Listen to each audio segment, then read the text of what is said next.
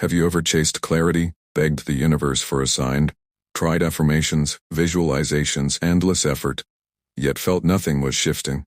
What if the very act of trying is the very thing keeping you stuck? Carl Jung, one of the pioneers of analytical psychology, offered a truth that feels counterintuitive yet deeply liberating.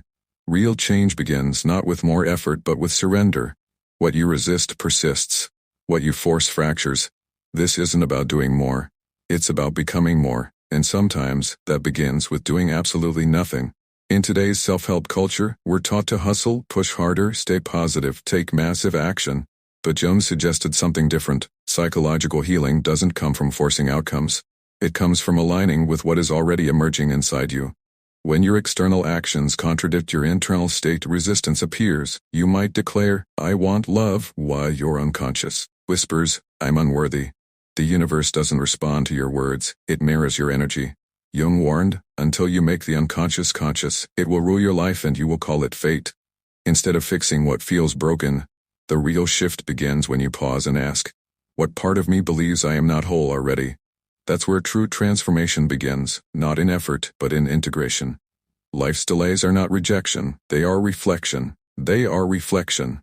The unconscious is always in conversation with reality. Most of us just don't listen.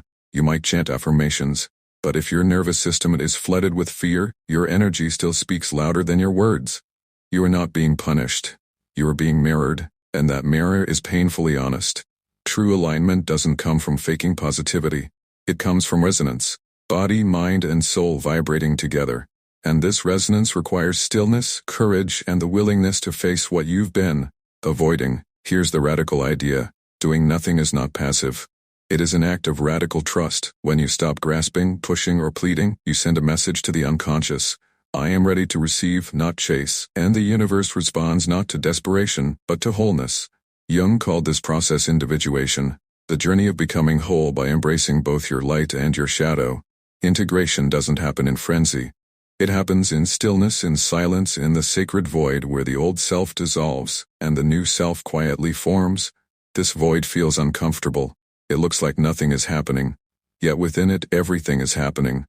Your nervous system recalibrates, your energy realigns, your deeper self reorganizes. Most people flee this silence, mistaking it for stagnation.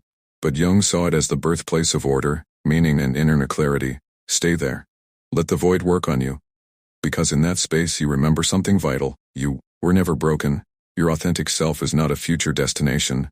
It is your original state, buried under fear, shame, and conditioning. You were never meant to chase wholeness. You were meant to remember it. The healing, the love, the abundance, they're not prizes to earn. They're frequencies you already carry. So stop striving from lack, be still, be aware, and let life catch up to the version of you that no longer needs to chase. This is not giving up. This is giving in. To your wholeness, your essence, your truth. Because when the mind grows quiet, the heart finally speaks. And it whispers, you already are what you've been seeking. That is not an idea, it's a state of being. The real shift isn't when life hands you something new. It's when you recognize you already carried it within you all along. So pause, breathe, surrender. Because sometimes doing nothing is the most powerful step of